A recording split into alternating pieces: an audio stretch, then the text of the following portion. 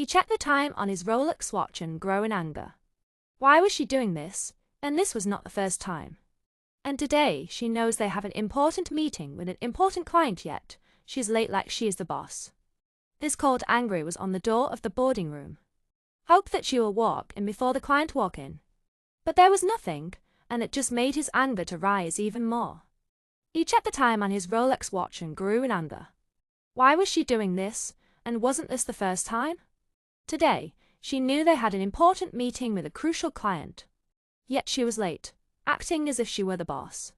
His cold, angry gaze was fixed on the boardroom door, hoping she would walk in before the client did. But there was nothing, and that only fueled his anger. "Where the fuck are you, Annabella Evans?" he hissed. Suddenly, the sound of heels echoed through the wooden floor. Her black stilettos were the first to appear, followed by her body coming into view. Her vanilla scent filled the room, and she let out an apologetic smile as she walked toward her boss, who was staring at her intensely. Charlie Kings's gaze locked onto hers as she placed her laptop beside him. He closed his eyes, taking in her fragrance, and had to admit that she smelled and looked gorgeous. Her face was striking, with a subtle, captivating intensity. She had a delicate complexion, with soft brown eyes that seemed to hold a quiet strength. Her lips were painted a bold, vibrant red, adding a touch of confidence to her overall look. The combination of her features gave her an air of poise. He watched as she tucked a strand of hair behind her ear, his jaw clenched in rising anger. What was she trying to do, coming this late? On Annabella's side, she felt uncomfortable standing beside her boss, sensing the heavy tension between them. But this wasn't the time they'd have to address this matter after the meeting. She sighed and looked around. At least there weren't many people in the boardroom. "I'm sorry for being late, sir," she whispered to her boss, who nodded without saying anything. A moment later, a knock came, followed by one of the employees, who walked in with Mr. Adams. The client, Annabella smiled, meeting him halfway. "Hello, sir, I'm Annabella Evans, Mr. Kings's assistant." She shook his hand. Mr. Adams smiled and nodded before walking to Mr. Kings. "It's a pleasure to meet you, Mr. Adams. Let's get to business, then," Mr. Kings said. "I'm sure you've already read the contract?" he asked, his gaze on Mr. Adams. He nodded in agreement. Mr. Kings looked at Annabella and gave her a nod to proceed. She nodded, opening her laptop, and walked to stand in front of everyone. "So, this is what we've accomplished so far," she explained as everyone listened, watching the big screen. "I promise you won't regret signing a contract with us, sir," she said after finishing her presentation. Mr. Adams nodded with a warm smile and stood up. "I have to say, your assistant knows her work, Mr. Kings." Mr. Kings nodded, feeling a sense of pride despite his lingering frustration with Annabella. If only she didn't seem to take pleasure in pushing his buttons. "I'll be looking forward to working with you, Mr. Kings," Mr. Adams said, extending his hand for a handshake. "Welcome to LF Kings Management," Mr. Kings replied, pulling his hand back after the firm handshake. Annabella let out a sigh of relief. At least one thing had gone right. "See you around, Miss Evans," Mr. Adams said with a nod. "You too, sir," she replied, watching as he walked out. With the meeting over, she packed her things and followed her boss, who was heading to his office. Her heels clicked on the hallway floors as she hurried to catch up. Mr. Kings walked into his office and closed the door behind him, leaving her standing alone for a moment. She muttered, knocking on the door before hearing his response. When she entered, her heart racing with a fear. Mr. Kings stood tall, his eyes fixed on the city view outside the window. He loosened his tie, his back to her, and she could sense his tension. Annabella fidgeted with her nails. Unable to speak, the fact that he wasn't shouting made her even more anxious. She bit her lip, smoothing her dress before clearing her throat to break the silence. Mr. Kings didn't move or acknowledge her presence, leaving her wondering what he would say next. She knew that when her boss was this quiet, it meant he was angry. When he wasn't that angry, he shouted at her, "Did you like the presentation, sir?" Her voice laced with hope. Mr. Kings let out a deep chuckle. wondering if she was being deliberately obtuse. "Are you not going to explain why you were late, Miss Evans?" he asked, his voice calm and collected. But she could sense the anger beneath the surface. Aye, she stuttered, trying to find the right words. Mr. King's put his hands in his pockets as he turned to face her. She smiled nervously as he stared at her with a blank expression. "If you don't have anything to say, leave," Mr. King said, his voice laced with arrogance. She took a breath and nodded.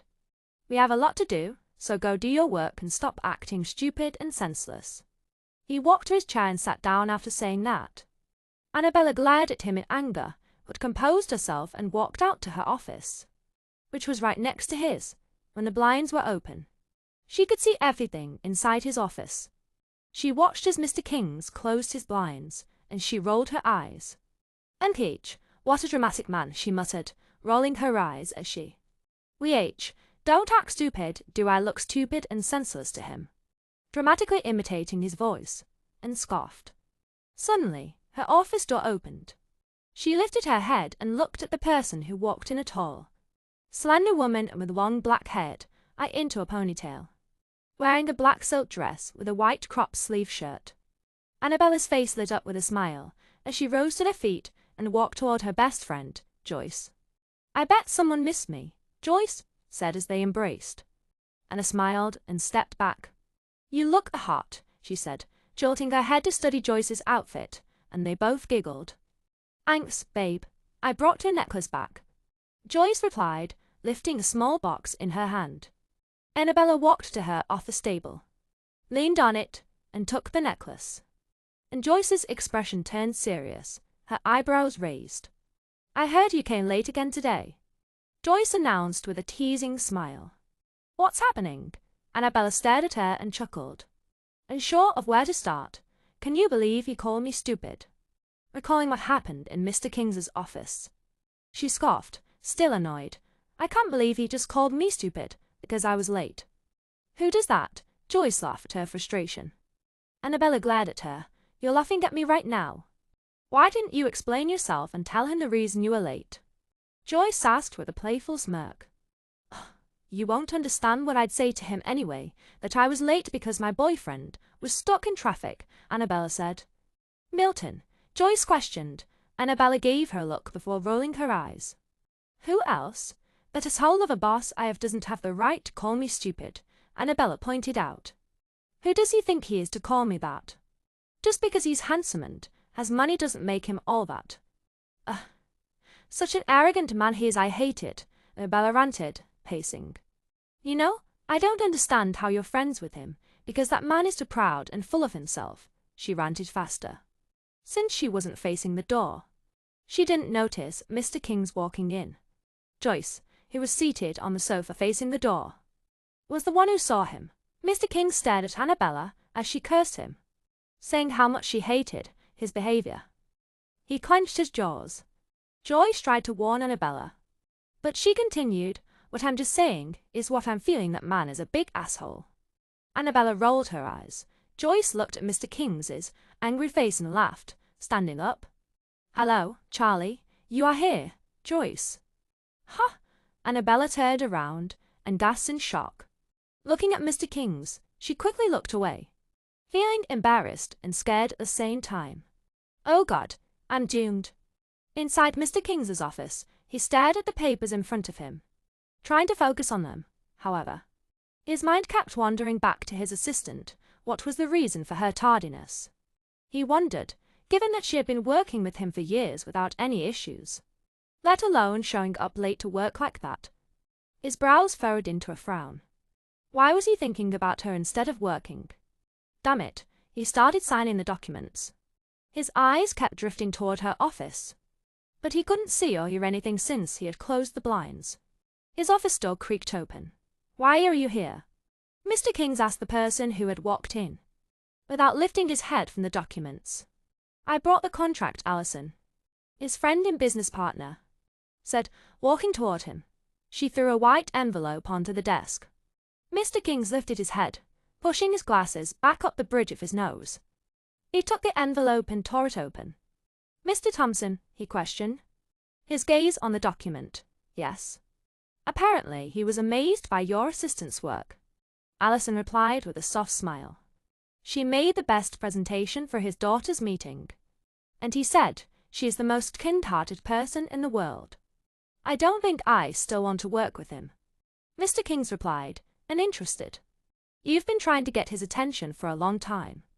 Why aren't you interested now? Allison asked. I don't need his help anymore. I have enough money now, so he's useless to me. Mr. Kings pointed out, throwing the paper aside. Allison walked closer, his expression thoughtful.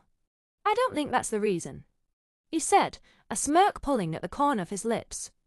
Mr. Kings gave him a hard, blank expression. Allison lifted his fingers and sit, crossing his mouth. Tell her we don't need him anymore.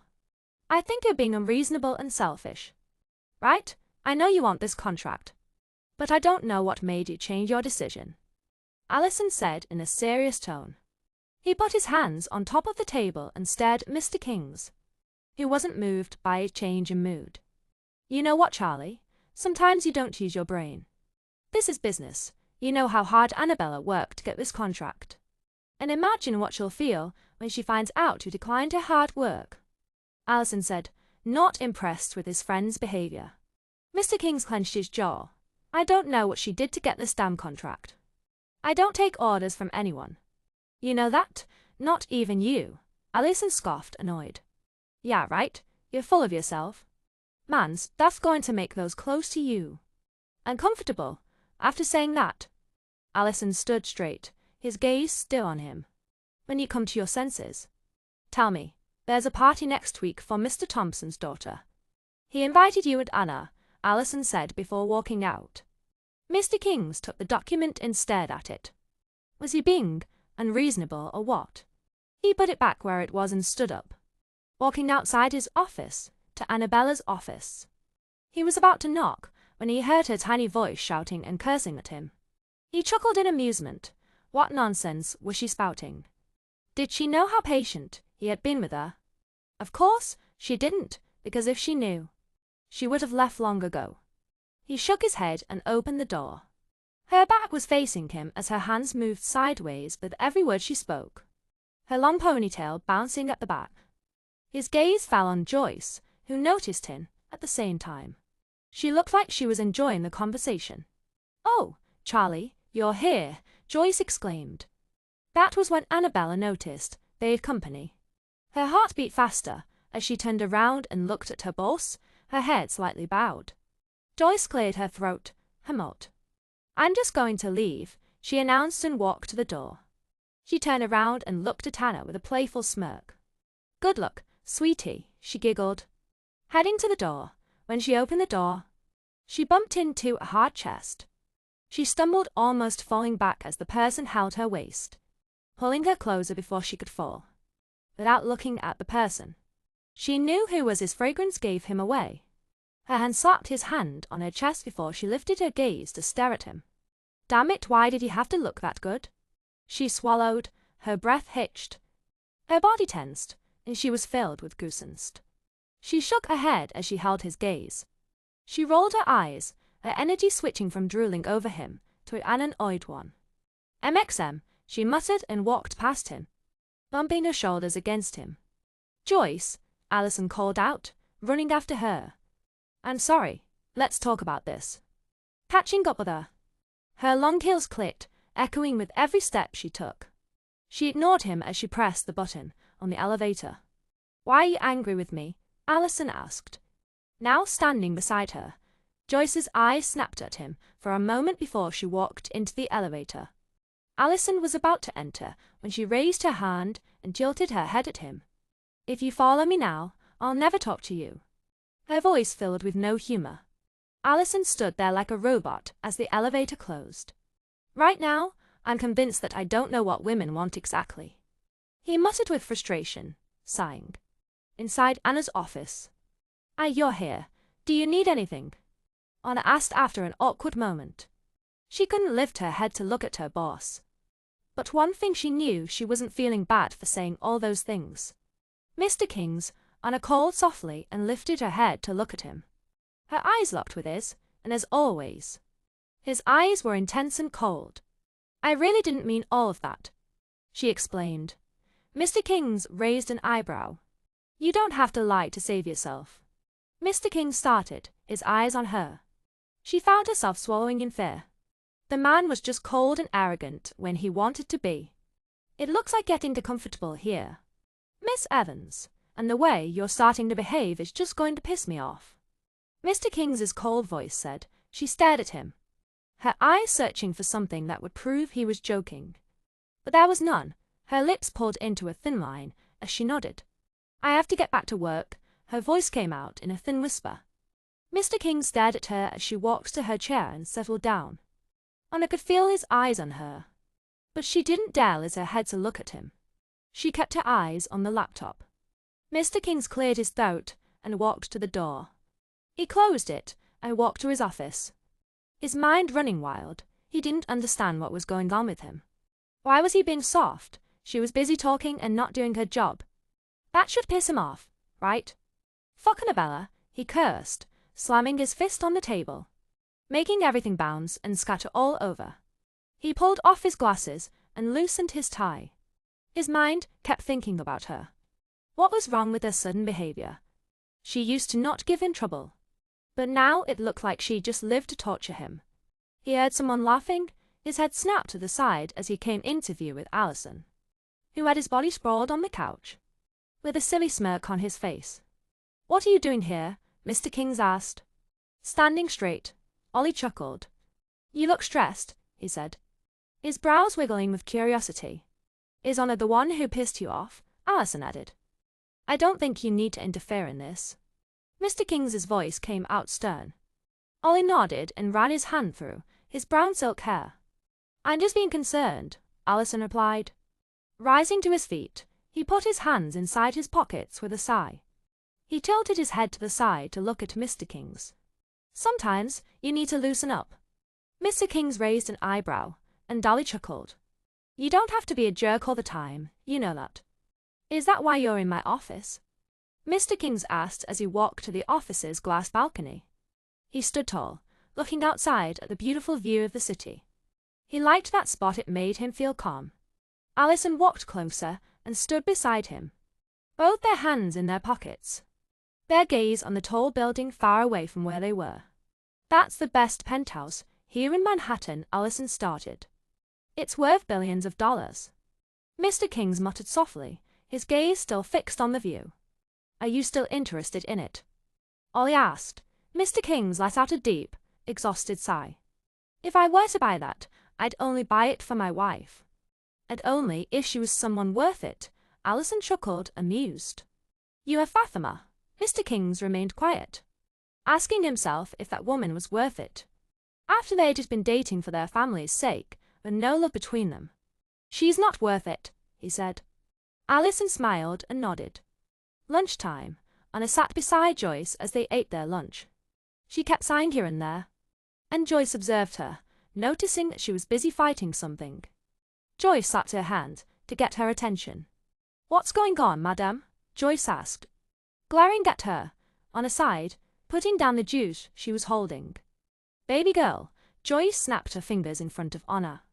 Anna's gaze lifted, and she stared at Joyce. Her lips pouting, she let out another sigh. Joyce put her hands together, leaning closer. Okay, what happened in that office that made you behave like this? Joyce asked, her brow furrowed. He didn't say anything, and that's just getting me anxious, Anna said, Joyce's eyes widened in surprise. Mr. Kings doesn't take insults lightly. But today, he just left without saying anything, and that's not a good sign. I don't think he's that mad, Joyce said reassuringly, squeezing her hand. Anna shook her head, her hands going to her hair as she massaged it softly. First, I came late, and I insulted him. You think he let it slide? Anna asked, her voice filled with regret. Joyce rolled her eyes, leaning back into her seat. Her long red nails tucked the stray hair behind her ear. Do you think he'll fire you? Anna looked at her with sad, puppy-like eyes. Joyce laughed softly. Even if he fires you, you won't care. Right? After all, you hate your boss. Anna remained quiet for a bit. Joyce was right. But if she lost her job, what would she do? The company paid her too much money. If she left, she wouldn't find another place like that. I don't want to lose my job, she said honestly. Yeah, right. So try to tolerate everything, Joyce said, taking a sip of her drink. But on a serious note, why do you keep working with someone you don't like? He's an arrogant bastard and a complete jerk in this world. But he pays large amounts of money. So who would leave that kind of job? Anna replied, her mood loosening up. Joyce let out a laugh. You think he's a jerk? You just see him like that, she said. Anna rolled her eyes with a scoff. You're his friend, so she shrugged, saying that.